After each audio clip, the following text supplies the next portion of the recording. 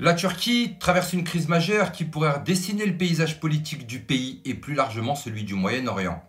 Entre l'arrestation d'Ekrem İmamoğlu, la fin annoncée du PKK et les contradictions flagrantes du régime d'Erdogan, la situation devient explosive.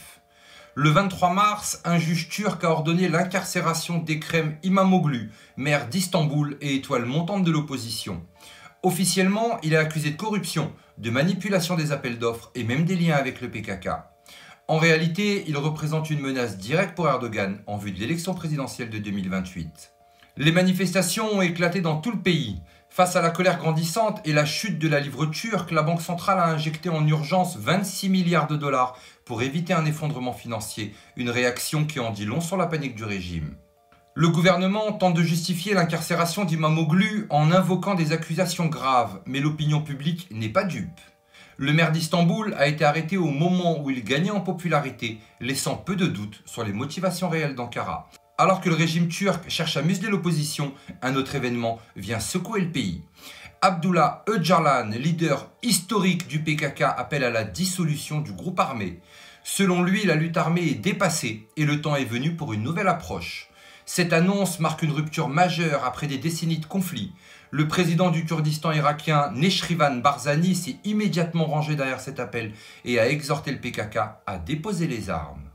Si cet engagement est suivi des faits, cela pourrait profondément changer l'équilibre des forces dans la région. Alors qu'Ankara prétend lutter contre le terrorisme, la Turquie est en réalité l'un des plus grands financeurs et organisateurs des factions djihadistes en Syrie.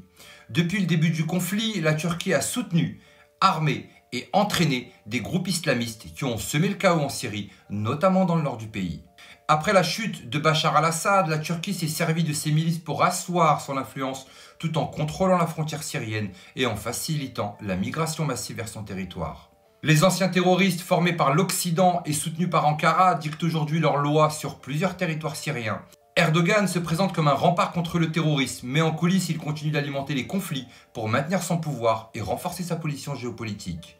Autre contradiction frappante, alors qu'Erdogan se positionne comme un fervent défenseur de la Palestine, la Turquie continue de fournir du carburant à l'armée israélienne et de former ses pilotes de chasse. Les bombardements israéliens sur Gaza se poursuivent, Ankara entretient discrètement ses liens avec Tel Aviv. Erdogan multiplie les discours virulents contre Israël, mais sur le terrain, il garantit à l'armée israélienne les ressources dont elle a besoin pour poursuivre ses opérations.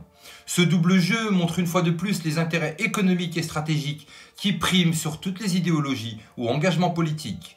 Tout événement indique que la Turquie est un tournant historique. Entre la répression politique, la fin du PKK, le chaos syrien et les alliances troubées avec Israël, le pays pourrait bientôt être confronté à une crise interne sans précédent.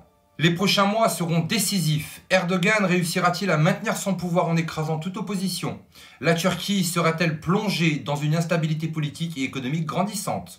Le Moyen-Orient est en pleine mutation et ce qui se joue aujourd'hui en Turquie pourrait avoir des conséquences bien au-delà de ses frontières. Mais alors dites-moi en commentaire, sommes-nous à l'aube d'un changement historique? N'oubliez pas de partager cette vidéo et surtout n'oubliez pas, on n'est clairement pas au bout de nos surprises.